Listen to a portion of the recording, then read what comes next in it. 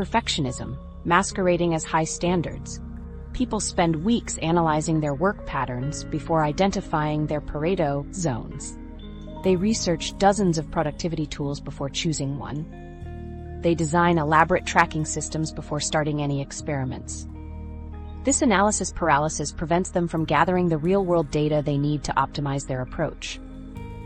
The fifth mistake is treating these methods as temporary techniques rather than permanent mindset shifts. People implement the illegal productivity stack for a few weeks, see some improvements, then gradually drift back to their old reactive patterns. They never develop the systematic thinking that makes extraordinary productivity feel natural rather than forced. Alex, a software project manager, made several of these mistakes when he first tried implementing these principles in March 2025. Alex was managing 3 different development teams and feeling overwhelmed by competing priorities. He decided to apply Pareto squared to everything simultaneously: his team management, personal coding projects, administrative tasks, and even his workout routine. He started leaving dozens of tasks incomplete each day, thinking this would create helpful psychological tension. He also decided that championship mentality meant ignoring all short-term deadlines to focus on long-term team development. The results were disastrous. His teams became confused because he would start initiatives and abandon them midstream. His boss grew frustrated with missed deadlines and incomplete deliverables. Alex felt more scattered than ever because his brain was trying to track so many incomplete tasks that he couldn't focus on anything meaningful. After 6 weeks, he was ready to give up on the entire approach. Alex's breakthrough came when he realized he needed to start much smaller and more systematically. He chose one specific area, sprint planning meetings, and applied Pareto squared only to that domain. He identified the single most impactful element of these meetings, which turned out to be the first 15 minutes when the team reviewed what they had learned from the previous sprint. He used the Zeigarnik effect strategically by ending each sprint planning session with an incomplete outline for the next retrospective discussion. He applied championship mentality by spending time between meetings improving the retrospective process rather than just rushing through administrative tasks. Within a month, Alex's sprint planning meetings became the most productive sessions his teams had ever experienced. The success in this one area gave him confidence to gradually expand the approach to other domains, but he never again tried to optimize everything simultaneously.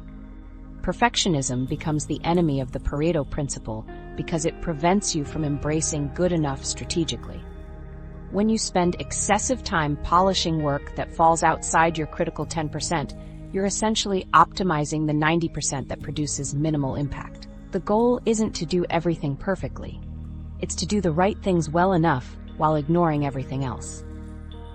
This means accepting that some projects will be mediocre, some emails will be brief, and some meetings will be less polished than you might prefer. Strategic good enough means setting different quality standards for different types of work based on their impact level. Your Pareto zone activities deserve high attention and quality. Everything else gets the minimum viable effort required to avoid negative consequences. This approach feels uncomfortable initially because most people have been conditioned to strive for excellence in all areas, but it's mathematically impossible to excel at everything while maintaining extraordinary overall productivity. The Zeigarnik effect trap occurs when people start too many incomplete tasks and create overwhelming cognitive load rather than helpful psychological tension. The effect works best with 2 or 3 strategically incomplete high-impact tasks, not dozens of abandoned projects. When your brain is trying to track too many incomplete loops, the psychological tension becomes anxiety rather than motivation. The solution is ruthless selectivity about which tasks you leave unfinished and regular completion of lower-impact, incomplete items to maintain cognitive clarity. Championship mentality mistakes happen when people sacrifice too much short-term progress or not enough. Sacrificing too much means ignoring all immediate deadlines and commitments, while claiming to focus on long-term improvements. This approach damages relationships and credibility while providing no real benefit. Sacrificing too little means optimizing for daily metrics without ever investing time in system building or capability development. The balance requires protecting some time for long-term work while maintaining enough short-term progress to meet essential commitments. Early warning signs that your productivity system is becoming counterproductive include increased stress levels, decreased clarity about priorities, and growing resistance to your own productivity methods. If implementing these principles feels forced rather than natural after several weeks, you're probably trying to change too much too quickly. If you find yourself spending more time managing your productivity system than doing actual work, you've overcomplicated the approach. The mindset shifts that separate successful implementers from those who give up involve embracing experimentation over perfection, focusing on systems over outcomes, and valuing consistency over intensity. Successful implementers treat failed experiments as valuable data rather than personal failures. They optimize for sustainable practices rather than impressive short-term results. They measure success by how consistently they apply the principles rather than how dramatically their output increases each week. When you inevitably fall off track with your new habits, recovery requires honest analysis without self-judgment. Identify which specific circumstances led to the breakdown and adjust your system to handle those situations better in the future. Restart with smaller commitments rather than trying to immediately resume your full implementation.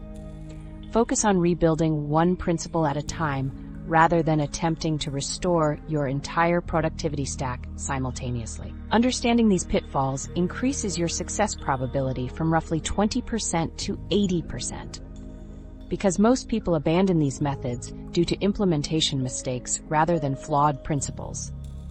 The concepts work reliably when applied correctly, but they require more systematic thinking than most productivity advice. Once you understand what not to do, you're ready to discover what extraordinary productivity actually means. The transformation happens when you realize that extraordinary productivity isn't about working harder or longer hours. It's about working on the right things in the right way, using these 3 principles we've covered. The difference between someone who stays busy all day and someone who achieves remarkable results comes down to focus, psychology, and mindset. Don't wait for the perfect moment to start implementing these methods. Pick just one principle today and begin applying it immediately. Start identifying your Pareto zones, create one incomplete task, or run a single small experiment. Action beats perfection every time. In 2025's rapidly changing world, productivity determines whether you stay relevant and competitive